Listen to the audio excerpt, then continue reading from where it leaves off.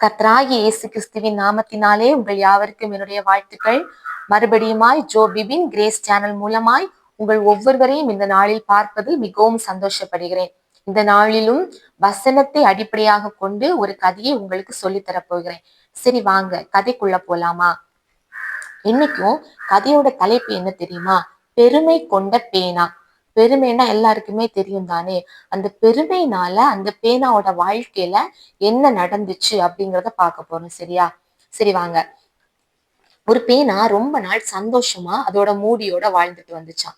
இப்படி ரொம்ப நாள் வாழ்ந்துட்டு அதோட எழுதுறது, அதோட வேலைகளை செய்யறது, அப்படி சந்தோஷமா வாழ்ந்துட்டு இருந்த நாட்கள்ல திடீர்னு இந்த பேனாவுக்கு அதோட இருதயத்துல என்ன வந்துச்சு தெரியுமா? பெருமை வந்துச்சான். இருதயத்துல பெருமை வந்த உடனே அந்த பேனா தன்னோட தலையில இருக்கிற மூடிய பார்த்து என்ன சொல்லுச்சு தெரியுமா? நீ எதுக்குமே பயன்பட மாட்ட. உன்னோட வேலை என்னோட எழுத்துகள் முடிச்ச உடனே என்னோட தலையில உட்கார்றது. நான் எழுதும் போது உன்னை என்ன பண்ணிடுவாங்க, என்னோட தலையில இருந்து தூக்கி என்ன பண்ணுவாங்க, கீழே வச்சிருவாங்க. அதனால நீ எதுக்குமே என்ன பண்ண மாட்ட, பயன்பட மாட்ட அப்படின்னு சொல்லிட்டு இந்த பேனாவோட மூடிய பார்த்து ரொம்ப வேதனைப்படுத்துச்சான். இப்படி சொன்னதுமே இந்த பேனாவுக்கு தனக்குள்ள ஒரு சந்தோஷம். ஆனா இந்த பேனாவோட மூடிக்கு ஒரு வேதனை. இதை நினைச்ச உடனே இந்த பேனாவோட மூடி என்ன பண்ணுச்சு தெரியுமா? இந்த பேனா இவ்வளவு நாளும் அதோட தலையில மகிமையா இருந்த என்ன என்ன பண்ணிட்டு கீழே போட்டுட்டு என்ன வேதனைப்படுத்துச்சு. அதனால இந்த பேனாவுக்கு கண்டிப்பா ஒரு பாடத்தை கற்றுக் கொடுக்கணும்னு சொல்லிட்டு அது ஒரு பிளான் பண்ணுச்சான். என்ன பிளான் தெரியுமா பண்ணுச்சு? அது கொஞ்ச நாள் இந்த பேனாவை விட்டு சில வாரங்கள் ஒழித்து கொண்டுச்சு, தன்னை அப்படியே மறைத்து கொண்டுச்சு.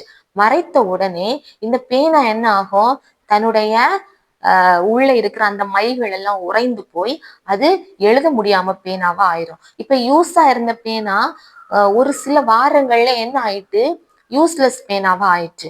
இது ரொம்ப வேதனையா இருந்தது, பேனாவுக்கு ரொம்ப கஷ்டமா இருந்துச்சு. எல்லாம் என்ன பண்றாங்க, இந்த பேனாவை பயன்படுத்தவே இல்லை. அப்பதான் இதோட உள்ளத்துல ஒரு சிந்தனை வந்துச்சா, என்ன தெரியுமா?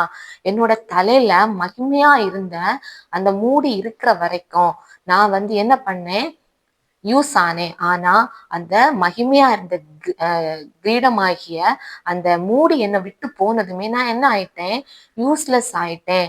அப்போ நான் எனக்குள்ள பெருமை கொண்டதுனாலதான், நான் என்னோட தலையில இருந்த அந்த மூடியை கனம் பண்ணாததுனாலதான் நான் என்ன ஆயிட்டேன், இன்னைக்கு யூஸ்லெஸ் ஆயிட்டேன் அப்படின்னு தன்னோட தவற்றை உணர்ந்து கொண்டு இந்த மூடியை தேடி அந்த மூடியை கண்டுபிடிச்சு அந்த மூடியை என்ன பண்ணுச்சு தெரியுமா?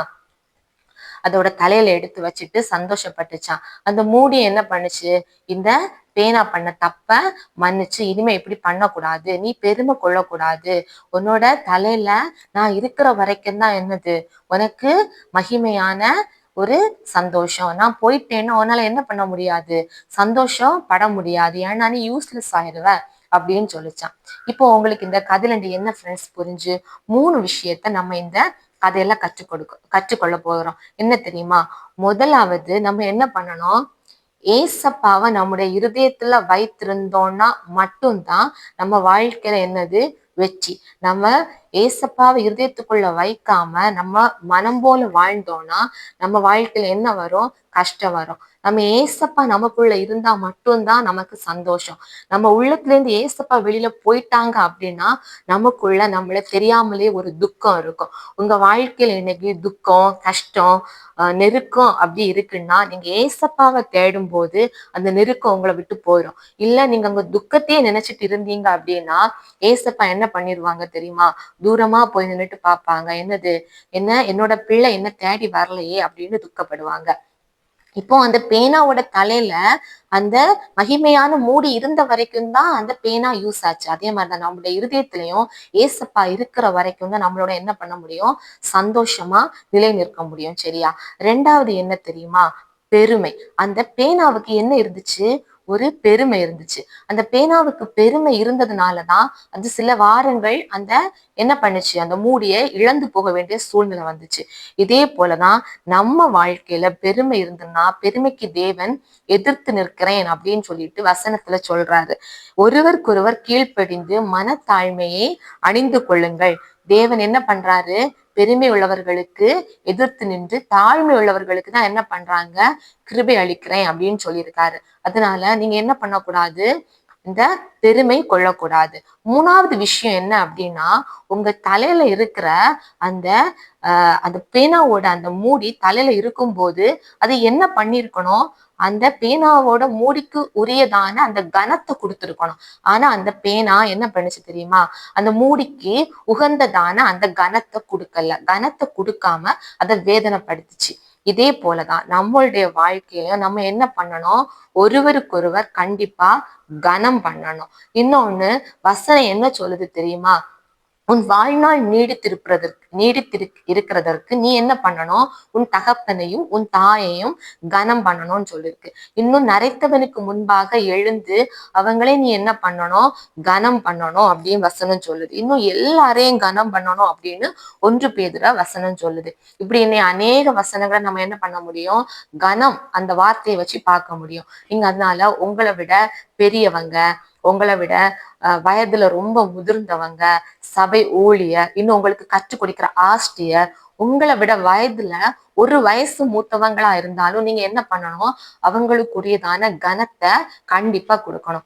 சரி ஃப்ரெண்ட்ஸ், இந்த நாளிலும் நீங்க 3 விஷயத்த கற்றுக்கொண்டீங்க. ஒண்ணு, பெருமை கொள்ளக்கூடாது. இன்னொன்னு, நீங்க எல்லாரையும் கனம் பண்ணணும். இன்னும் 3வது ஒரு விஷயம் என்ன பண்ணீங்க, எப்பவுமே ஏசப்பாவை உங்க உள்ளத்துல வச்சிருக்கணும். ஏசப்பாவை உங்க உள்ளத்துல இருந்து வெளியே விடவே கூடாது. இந்த 3 விஷயத்தையும் இந்த நாட்களில நீங்க கற்றுக்கொண்டது போல இனி வருகிற நாட்களில பெருமை கொள்ளாதபடி எல்லாருக்கும் உரிதான கனத்தை கொடுத்து எந்த சூழ்நிலையிலையும் ஏசப்பாவை விட்டு விடாதபடி அவருக்கு பிரியமா நீங்க ஒவ்வொருவரும் வாழணும். சரியா? இனி வருகிற நாட்கள் ரொம்ப பொல்லாத ஒரு நாட்கள் மிகவும் பொல்லாதவைகளானதால் காலத்தை பிரயோஜனப்படுத்தி ஏசப்பா சொல்லியிருக்காங்க. இனி வருகிற நாட்களை நீங்க காலத்தை பிரயோஜனப்படுத்துங்க. இந்த நாட்களை வீணடிக்காதபடி, பாவ உலகங்களுக்கு உங்களை நீங்க ஒப்பு கொடுக்காதபடிக்கு கர்த்தருக்கு பிரியமான ஒரு வாழ்க்கை நீங்கள் ஒவ்வொருவரும் வாழும்படியால் உங்கள் ஒவ்வொருவரையும் கேட்டுக்கொள்கிறேன். கர்த்தர் தாமே உங்கள் ஒவ்வொருவரையும் ஆசீர்வதிப்பாராக. ஆமேன்.